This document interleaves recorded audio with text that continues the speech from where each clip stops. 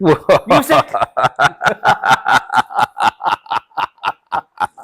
Kapak merah.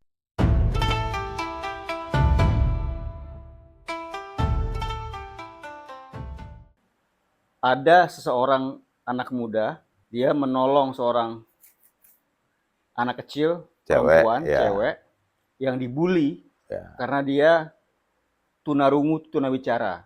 Nah, sebelumnya si anak cowok ini, dia itu beli 10 sen kitab-kitab silat Buku lah. ternama, buku kitab silat ternama, ada tapak Shaolin lah apa namanya, gue nggak tahu itu ya. Ya. Nah, ketika dia menolong, dipraktekkan itu kan Ya. ke anak-anak itu. Malah dia itu Kena bully lah.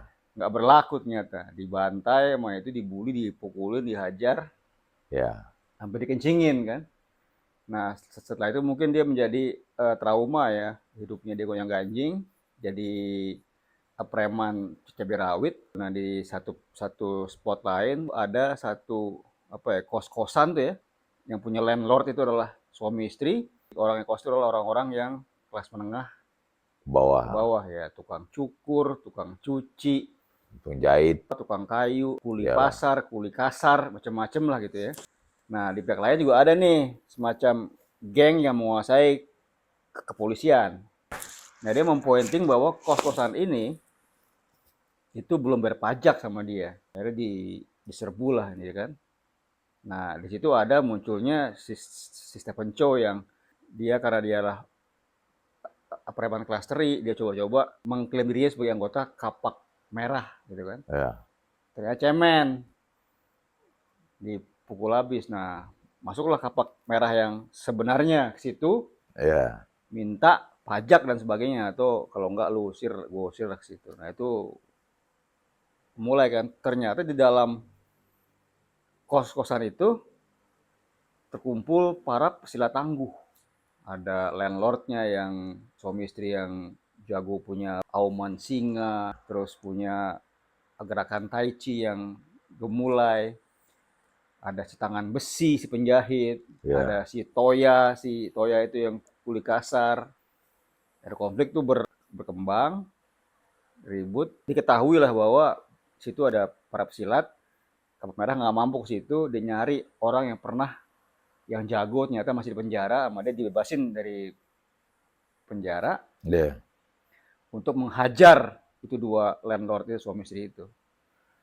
Kalah kan si landlord itu, ketika dia mengaum gitu kan, sempat kalah si pesilat Tangguh ini. bayaran itu, cuman dia dengan curangnya itu melakukan hal yang curang lah waktu itu, gue lupa kayak apa.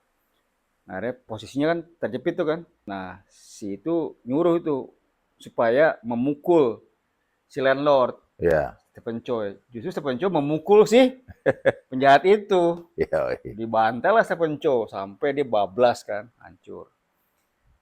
Habis itu ternyata Stephen Chow diselamatkan sama si landlord itu. Nah, ternyata dia menjadi reincarnated. Yoi. Dengan dibantainya dia, ternyata urat-urat yang dipelajari untuk SD itu mulai Muncul berkembang, mulai muncul. ilmu ulat sutra. Menjadi kukun olah sutra kan, jadi Ya. jago. Nah, begitu kira-kira ceritanya, sampai dia akhirnya menjadi ikonik di situ menjadi pahlawan. Tapi ini bahwa itu ceritanya lucu banget, beberapa parodi-parodi muncul ya, kayak misalnya waktu ngelempar pisau tuh kan, Ya. kena Kena sendiri. diri sendiri, ngelempar ular dia sendiri yang kegigit gitu kan. Terus dia coba membuli, memalak orang di bus, dia sendiri yang dipukulin di bus. Ya, jadi awal sampai akhir tuh mungkin gue nonton berkali-kali, 6 kali, 7 kali, dan nggak pernah tidak tertawa, nggak pernah tidak Yoi. terhibur. Gitu. Selalu terhibur. Itu kalau menurut gua ini cuy, itu kayak dia ngambilnya meniru si itu Pulp Fiction. Pulp Fiction. Ya meniru sedikit aja. Yang menjadi musuh kuatnya itu, yang jago apa, yang tua itu kan, yang musuh dia yang paling kuat tuh. Itu memang jago kungfu tuh cuy. Si kalau Bruce Lee nama Cinanya Li Shaolong. Li Shaolong. Kalau ini kalau nggak salah dia kebalikannya tuh. Lung Xiaoli. Ya, kayak gitu-gitulah. Dia main di Young Hero. Iya, Ya, gue lupa juga. Udah lama itu soalnya. Dia main di Young Heroes, terus di Reincarnated. Tapi bukan yang Reincarnated, Dragon Strike-nya. ya, Yang ya, di tahu. trilogi Dragon Strike.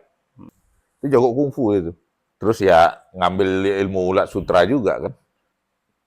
Dulu kita di itu ya, disuguhi dengan banyak film-film action Mandarin ya. Ya, Entah itu ada genre dramanya Andy Lau dengan silat-silatnya juga sedikit. ya. Ada genre mafianya Chow Yun Chow Fat, Yun-fat. ya ada genrenya action komedinya Jackie Chan, ada genrenya Stephen Chow dengan komedi slapstick dan macam-macam lah ya.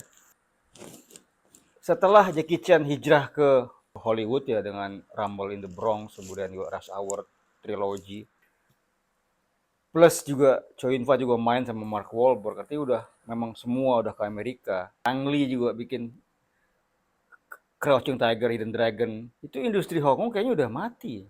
Ya Gua nggak ngelihat lagi film Hong Kong yang diproduksi. semenjak Hong Kong ke Cina, Hmm? kembali lagi ke haribaan RRT, banyak sinias-sinias Hong Kong itu yang pindah ke luar negeri kan. Industrinya ditinggalkan. Yang Hong Kong ya, tapi Film kalau Hong Kong itu di Amerika, selain yang main Jackie Chan, Stephen Chow, kurang laku. Chow Yun Fat, atau Jet Li, itu nggak laku. Chow Yun Fat udah tua, Jackie Chan udah tua, Jet Li udah Ya. tua. Siapa pengganti mereka? Mereka bikin film di Hong Kong industrinya mati. Ya palingan andalan Taiwan dong. Ya sama, filmnya apa Taiwan? Thailand memang kurang, kalah dari Hong Taiwan Kong. banyak film drama, lebih baik film drama daripada Ya. film silat. Regenerasinya nggak Jadi ada. nggak ada succession plan, nggak ada yang mensuksesi Karena naik. film Hong Kong udah nggak ada lagi, cuy. Mereka eksodus, ada yang ke Kanada, ada yang ke Amerika. Ya udah nggak ada film Hong Kong. Ang Lee gitu kan. Ya. Itu di Amerika bikin film Hollywood. Setelah Crouching Tiger dia bikin film Hollywood. Sekarang CGI kan, udah dibantai dengan CGI.